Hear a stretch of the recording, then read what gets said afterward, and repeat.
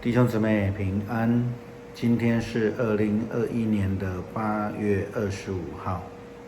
今天的经文是诗篇第45篇第1到第2节，第6到第9节，雅各书第1章第1到17节，雅各书第1章第1到第8节。今天要跟大家分享的主题是爱上帝。在旧约的雅各书，他以男女之间的爱情来形容人跟上帝之间的关系。台湾人喜欢说一个人在恋爱的这个当中呢，叫做晕船，或者是有人说情人的眼中出西施。也就是说，在爱情的当中，人呢会想尽办法全心全力的爱对方。对方是最完美的，对一个在恋爱中的人来说，对方是一个最值得付出的。对一个恋爱中的人来讲，爱情的对方，他是他所愿意付出心力去爱的。雅各书虽然有一些形容词描绘的非常非常的深入，甚至有一些露骨，但是它却是在形容人必须要尽心尽力尽性尽意的爱主你的上帝。这一句话在希伯来文的文化里面的意思就是说，人必须要用全生命来爱上帝，也就是说，一个人以生命来实践他爱上帝的这样的一个信心。今天的经文新约，我们再一次读到了雅各书的教导。对于雅各书的作者有很多不同的看法，因为在新约圣经里面叫雅各的人非常多。一般相信他是耶稣的弟弟雅各。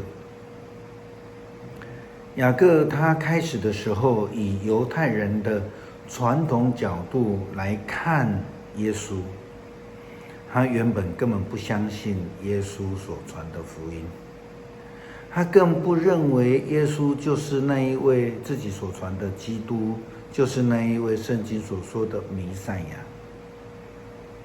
但是圣经没有告诉我们为什么，但是后来他却成了初代教会里面最重要的领导者。他曾经担任第一任的耶路撒冷使徒会议的主席，我们说教会的监督，或是说第一任的耶路撒冷这个地区的主教。这个记载在使徒行传第15章13到20节。这个记载我们看到了雅各在彼得对于这个外邦人要不要接受割礼发表意见之后呢，他在第一次的耶路撒冷会议里面做了决议，可见他的地位哈。雅各在初代教会耶路撒冷使徒团体里面备受尊重，他与保罗以及被称为基法的彼得都被称为会众的柱石。可惜的是，宗教改革者马丁路德因为雅各书第2章强调信仰的行为，而认为雅各书不应该排列在这个所谓的正典当中。他甚至非常粗鲁的批评说雅各书是垃圾，因为呢，他认为雅各书的内容跟保罗的因信称义相违背。但是事实上，雅各所强调的并不是因为行为称义，雅各他所强调的是信心必须要有实践的能力。事实上，他跟保罗的说法并没有违背。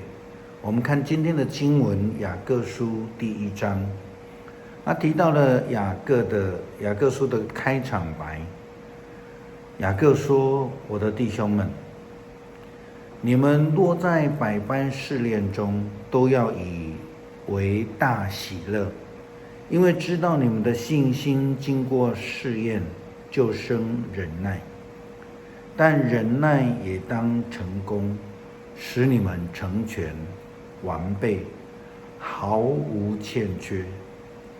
你们中间若有缺少智慧的，应当求那厚赐与众人，也不斥责人的上帝，主就必赐给他，只要凭着信心求，一点都不疑惑。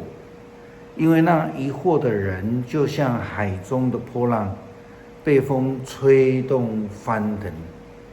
这样的人不要想从主耶稣基督那里得到什么。”第8节他说：“心怀恶意的人，在他一切所行的路上都没有定见。”我们看到这一段经文里面第3节、第5到第6节，一开始就非常强调信心。牧师再读一次，第3节他说：“因为知道你们信心经过试验，就生忍耐。因为知道你们的信心经过试验，就生忍耐。”第5节、第6节这样说：“你们中间若有人缺少智慧的，应当求那厚赐与众人，也不斥责人的上帝，主就必赐给他，只要凭着信心求，一点都不疑惑。”雅各讲得非常清楚，只要凭着信心求，上帝就必要赏赐智慧，也必要赏赐救恩。因为上帝不但他不偏待人，上帝又是那厚赐众人，也不斥责你们的人的上帝。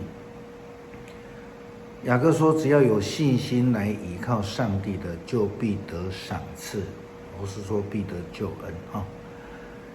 雅各所强调的其实就是信心的依靠，但是他同时也强调，有信心的基督徒应当以生命活出见证，来全心的爱上帝。因为雅各他说，那疑惑的人就好像海中的波浪，被风吹动翻腾。这样的人不要想从主那里得什么。心怀恶意的人，在一切所行的路上都没有定见。